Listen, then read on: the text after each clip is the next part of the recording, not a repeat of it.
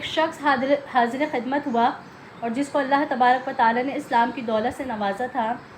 اس نے حضور علیہ الصلوۃ والسلام کے ہاتھ چوم کر عرض کی کہ یا رسول اللہ،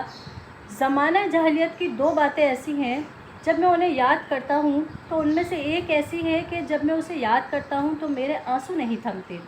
اور ایک بات ایسی ہے کہ جب میں اسے یاد کرتا ہوں تو میری ہنسی نہیں رکتی۔ تو آپ علیہ الصلوۃ والسلام نے فرمایا کہ میں وہ دونوں باتیں جاننا چاہتا ہوں۔ تو اس نے کہا کہ حضور، ایک دن مجھے سفر کے لیے جانا تھا،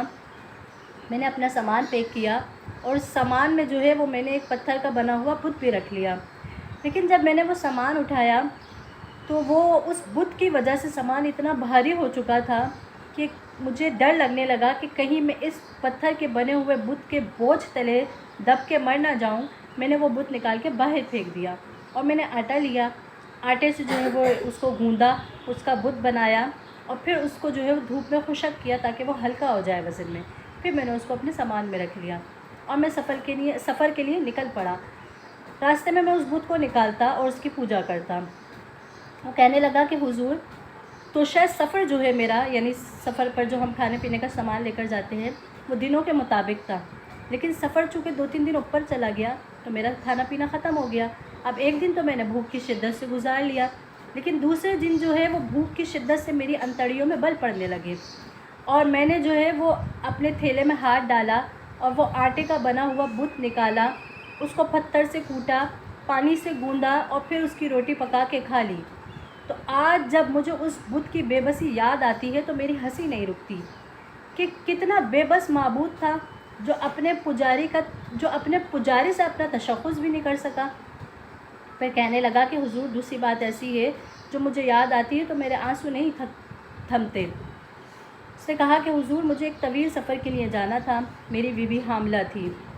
جب میں کئی سالوں بعد سفر سے واپس لوٹا تو میں نے دیکھا کہ میرے آنگن میں ایک بیٹی کھیل رہی ہے۔ وہ کہنے لگا کہ میری بیوی نے اس ڈر سے کہ کہیں میں اس کو زندہ دفن نہ کر دوں، میری بیٹی کے توتلے بھرے لہجے میں میرے لیے محبت بھرے الفاظ بھر دیے تھے کہ جیسے ہی میں گھر میں داخل ہوا اور بیٹی نے مجھے دیکھا تو وہ دوڑ کر میرے قدموں سے لپٹ گئی اور ابا ابا کہنے لگی۔ تو وہ کہنے لگا کہ حضور، میں اپنی بیوی کو غصے سے گھورنے لگا اور میں اس تلاش میں لگ گیا کہ اب میں اس کو کب زندہ دفن کر دوں۔ وہ کہنے لگا کہ میں ایک دن صحرا میں لے کر اس بیٹی کو چلا گیا اور پھر میں وہاں پر گڑھا کھودنے لگا، تو چونکہ گرمی کی شدت بہت تھی اور میرے ماتھے پہ پسینے بہہ رہے تھے تو میری وہی بیٹی اپنے دوپٹے کے پلو سے میرے ماتھے کے پسینوں کو پونچھ رہی تھی اور کہہ رہی تھی کہ ابا جان، آپ یہ کام کسی اور دن کر لینا، اتنی گرمی کی شدت میں آپ کو کیا پڑی ہے کہ آپ گڑھا کھود رہے ہیں۔ حضور، وہ نہیں جانتی تھی کہ یہ گڑھا میں کس کے لیے کھود رہا ہوں۔ اور پھر جب میں گڑھا کھود کے فارغ ہو گیا تو میری بیٹی کے چہرے پہ سکھ کے آثار تھے کہ چلو میرے بابا کی مشقت ختم ہوئی، لیکن وہ نہیں جانتی تھی کہ اب مشقت کس کی شروع ہونے والی ہے۔ وہ کہنے لگا کہ حضور، میں گڑھے سے باہر نکلا اور گڑھے سے باہر نکلتے ہی میں نے اپنی بیٹی کو گڑھے کے اندر دھکیل دیا اور اس کے اوپر مٹی ڈالنے لگا۔ پہلے تو وہ سمجھی کہ میں اس کے ساتھ کھیل رہا ہوں، لیکن جب وہ اندر دھنسنے لگی تو وہ چیختی رہی، وہ چلاتی رہی، وہ میرے سامنے ہاتھ جوڑتی رہی، لیکن میں نے اس کو مٹی تلے دفن کر دیا۔ اور کہنے لگا کہ حضور، آج جب میں اسلام لایا ہوں تو اس کی چیخیں مجھے سونے نہیں دیتی۔ جب آپ علیہ الصلوۃ والسلام کے چہرہ مبارک کی طرف دیکھا تو آپ علیہ الصلوۃ والسلام کے چہرہ مبارک سے، آنکھوں مبارک سے آنسو روا تھے۔ کسی نے اس آدمی کو غور سے گھور کر، غصے سے گھور کر بولا اشارے سے